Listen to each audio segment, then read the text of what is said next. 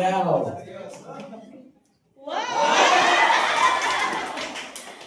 Sa panahong walang laman ang iyong pusa. Pero andyan siya. Binigyan ka.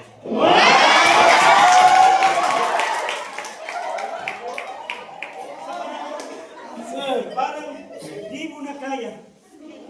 Pero andyan siya. Binigyan ka ng biyaya upang ikay makapagpatuloy sa iyong pananampalataya.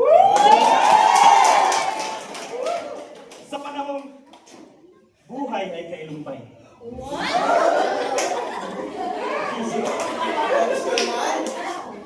Diba?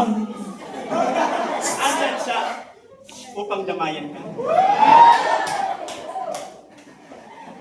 Sa panahong ang aking buhay ay binabagyo at sinasalanta ng mga problema, ang aking ama ay andyan upang ako'y damayan. Ama, salamat! Dahil nung ako'y nawala, ako'y iyong hinanap at inakap. Ama, salamat! Dahil nung ako'y minsay nagkasala, ako'y iyong pinatawad at pinawalang sala. Kaya, ang masasabi ko lamang po sa ating Ama, Ama, maraming salamat sa buong taong biyaya na iyong binigay sa akin.